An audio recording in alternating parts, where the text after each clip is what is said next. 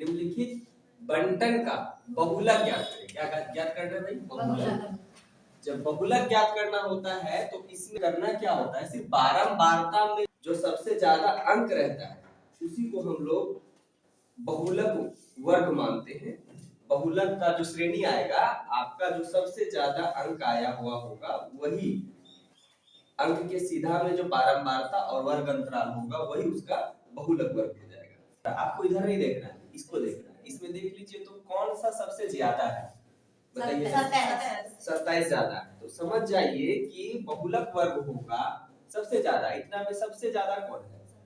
यही 27, यही 27 वाला। तो ये जो हो गया आपका बहुलक वर्ग हो गया। तो आप यहां सीधा लिखेंगे बहुलक वर्ग, बहुलक वर्ग बराबर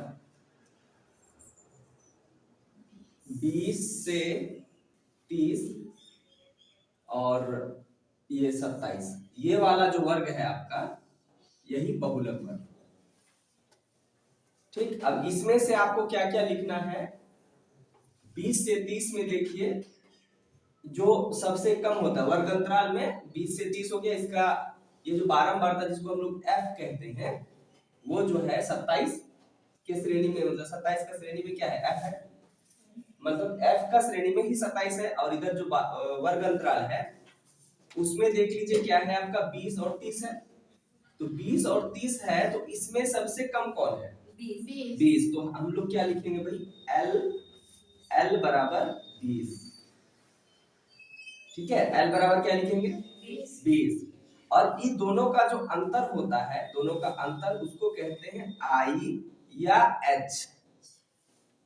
I या H कहते हैं। तो इसका अंतर क्या है? 10। 30 में से अगर हम 20 घटाते हैं तो 10 का अंतर है। ये हो गया। ठीक है, ये समझ में देखिए क्या क्या हमको लिखना पड़ता है इसमें, ये चीज देखना आपको जरूरी है। दोनों का हमने क्या निकाला?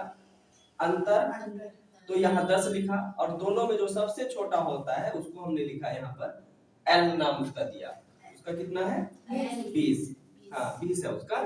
अब देखिए इसमें क्या करना पड़ेगा, ये जो F है ना, F है ना, ये जो F है आपका, इसके ऊपर वाले को और इसके नीचे वाले को, जिसको हम लोग बारंबारता वर्ग अंतराल में जिसको देख करके हम लोग बोले कि वर्ग अंतराल, इसको देख के ही ना बोले, तो इसको देख करके हम लोग बोले कि वर्ग अंतराल का श्रेणी ये होगा, वर्ग अंतराल ये होगा आपका 20 से 30 और 27, एक बोले ना। तो इसमें 27 के ऊपर जो रहेगा उसको बोलेंगे F0। क्या बोलेंगे? F0। तो F0 का मान कितना है जरा बताइए? 27। बिल्कुल सही भाई। इसके बाद F1, यह 0 से स्टार्ट हुआ मान के चलिए, ये F0, फिर ये F1 और ये F2, ये मान के चलना होता है। ठीक है, तो F0 हो गया भाई 23, F0 23, F1 हो गया आपका 27 क्या, और F2 कितना हो गया जरा बताइए? 21। बस इतना सा आपको जानकारी रखना है कि कैसे आता है, बस इसके बाद एक फॉर्मूला याद रखना है, बस आंसर बन जाएगा इसका।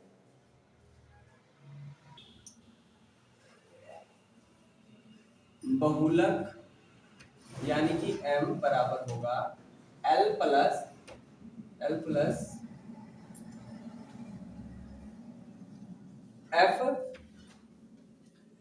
f1 माइनस f0 है ना, f1 माइनस f0 बटे 2 f1 minus f0 minus f2,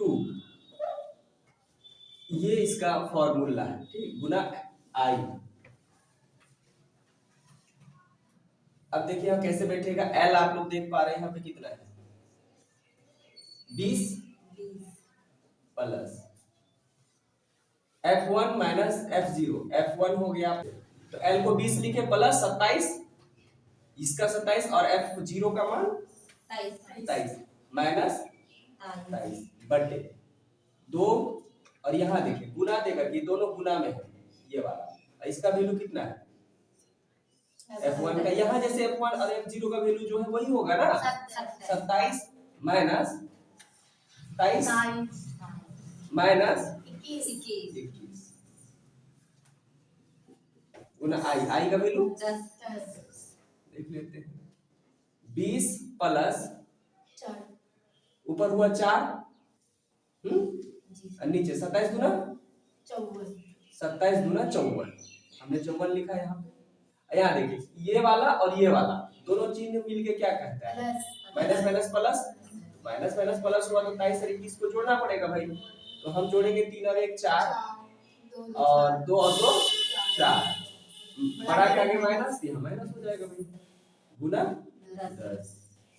अब फिर देख लीजिए यहाँ पे 20 का 20 ये वाला प्लस 4 ऊपर में और नीचे देख लीजिए कितना 54 में से 44 गया तो 4 से 4 0, 5 में से 4 गया 1 10 और यहाँ पे 10।